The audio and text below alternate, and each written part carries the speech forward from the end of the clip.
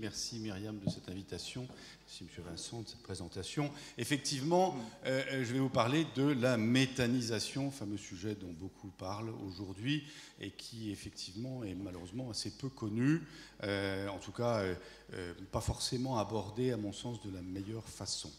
Notre entreprise, je vais en parler, je me présente, donc je suis à la tête de cette entreprise depuis quelques années, maintenant une quinzaine, et je vous explique ce qu'elle fait. Elle collecte, son métier principal, c'est qu'elle collecte et transforme des sous-produits animaux.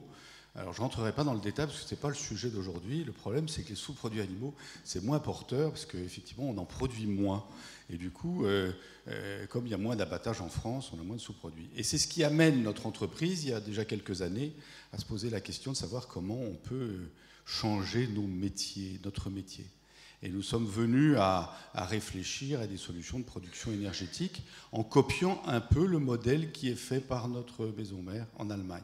Saria Industrie est la filiale d'un groupe allemand qui s'appelle Ritman, c'est un groupe 100% familial qui emploie aujourd'hui 64 000 collaborateurs et réalise un chiffre d'affaires d'un peu plus de 12 milliards d'euros, spécialisé principalement dans le traitement de l'eau et les déchets. Donc ça va au travers d'une filiale que certains d'entre vous connaissent qui s'appelle Raymondis.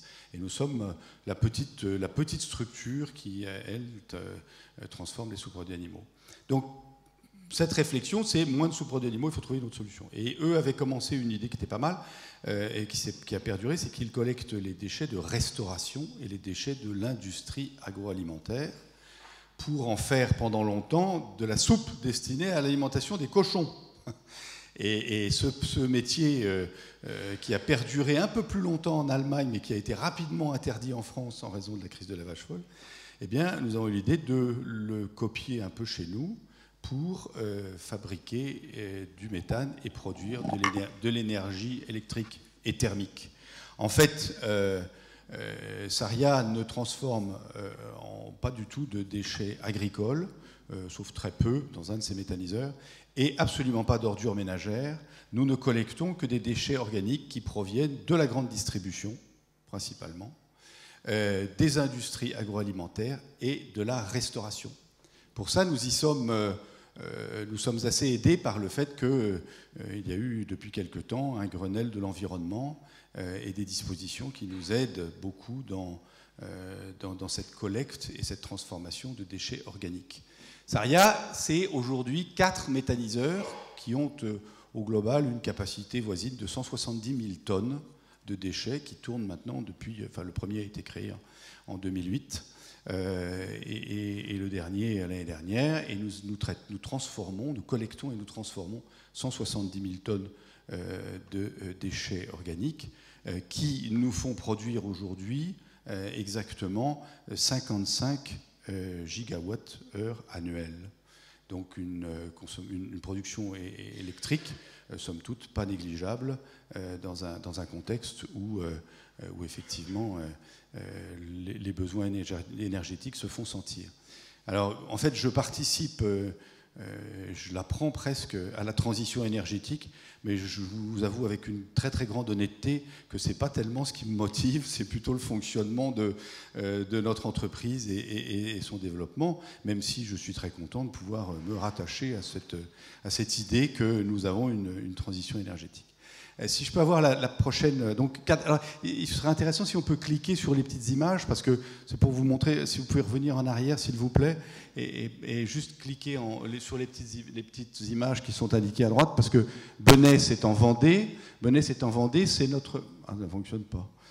Dommage, il y avait des belles photos de méthaniseurs, mais donc Venez, c'est en Vendée, et on en a un autre en Vendée d'ailleurs, donc on n'est pas loin d'ici, aux Herbiers, deux méthaniseurs qui fonctionnent et qui produisent aujourd'hui, maintenant depuis plusieurs années.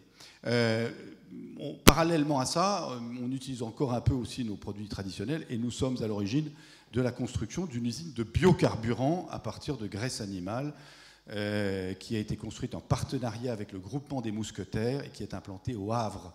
Et nous avons cherché un partenaire assez longtemps et nous sommes producteurs à leur côté de 75 000 tonnes de biodiesel qui est mélangé à du gasoil fossile pour fonctionner dans les moteurs aujourd'hui. Donc 75 000 tonnes Et peu de gens le savent, mais en fait, je pense que vous en mettez un peu. Si vous prenez votre essence et votre gasoil chez Intermarché, vous avez de fortes chances d'avoir un peu de biocarburant qui provient de nos graisses animales.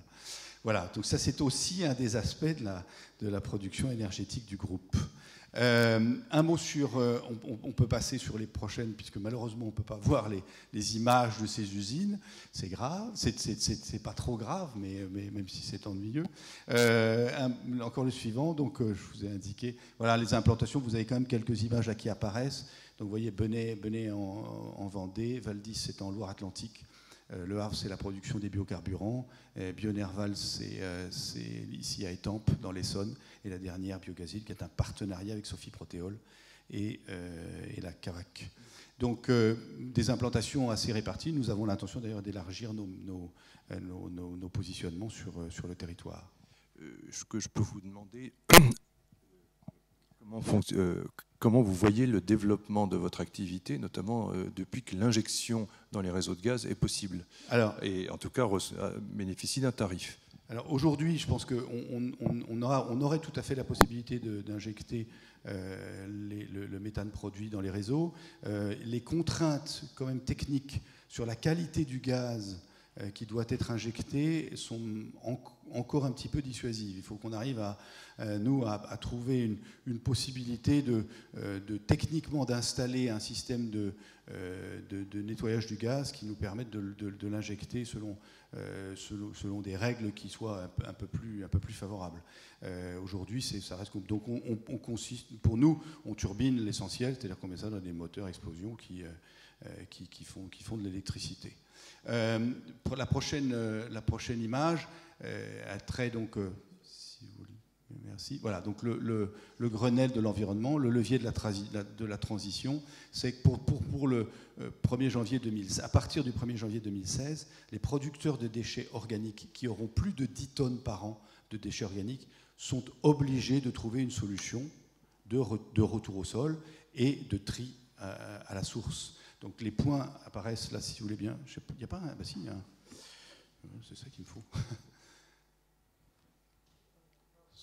Ah, oula. Non, un peu en arrière. Alors, c'est moi. Ouais. Voilà. Donc le levier de la transition. Donc le tri à la source. Là, ce sont les obligations du Grenelle. Tri à la source des déchets, des biodéchets. Collecte sélective, donc il faut bien les récupérer de manière spécifique, un traitement biologique, une réduction d'émissions de gaz à effet de serre obligatoire, et le retour au sol, le digestat à l'issue de la méthanisation, revient en épandage dans les champs, avec un produit extrêmement propre et tout à fait propice au développement des cultures. Donc ça nous donne, et c'est ça qui est intéressant, je pense, ça donne un positionnement pour la situation 2016. Vous voyez, un restaurant qui va faire 180 couverts par jour, et ce n'est pas beaucoup, sera obligé de respecter ces règles édictées par le Grenelle de l'environnement. Et donc, 180 couverts, ça les oblige à trouver une solution de tri sélectif et de retour au sol des déchets qui sont produits par le restaurant. Donc déjà, beaucoup de cantines scolaires, beaucoup de cantines d'entreprises sont collectées par nos soins pour récupérer ces biodéchets. 2014, c'est 700. Ça, c'est l'horaire? Le bip? Non, ça va. Je suis encore dans... Donc voilà, 700 gigawatts potentiel électrique et 700 gigawatts thermiques, ce sont nos projets. La consommation, 200 000 foyers de 4 personnes. Ça, c'est ce qui est prévu en fait dans le cadre de du développement du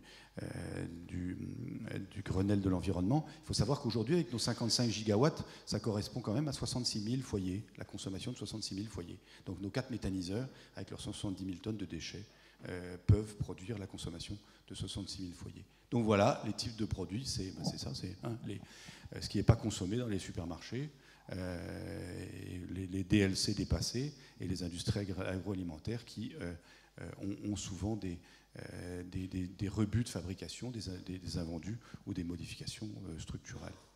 Voilà, notre objectif, sensibiliser les acteurs, réduire les déchets organiques, diminuer le taux de rebut. Ça, c'est notre participation active auprès de tous les acteurs concernés, puisque nous les rencontrons régulièrement pour leur proposer nos services, bien sûr, dans ce cadre-là, et nous les aidons, bien sûr, aussi à réduire leur niveau de déchets. Alors, est-ce que ça signifie que vous avez des ambitions fortes pour les années qui viennent maintenant, pour une croissance dans ce secteur-là particulièrement? Je vous explique. La complexité de notre métier, c'est surtout la collecte. Et c'est ce qui fait que nous sommes partis dans cette orientation, c'est que nous avions déjà une forte connaissance d'une organisation de collecte sélective.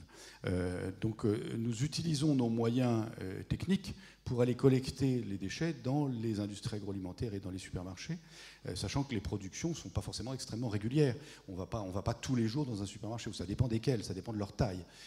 Donc ça oblige à une organisation et à un maillage logistique relativement compliqué. Mais une fois qu'on a compris le fonctionnement spécifique de cette collecte, eh bien nous sommes, intéressés par développer le nombre de méthaniseurs. Ça nous permettra de densifier nos points de collecte et donc de réduire nos coûts de logistique pour aller récupérer nos produits. Voilà. Donc l'objectif, c'est ça, c'est d'augmenter, densifier la présence de nos méthaniseurs et donc augmenter le nombre de clients, bien sûr, qui sont susceptibles. Mais on va y être, vous l'avez compris, largement aidé par ce Grenelle de l'environnement.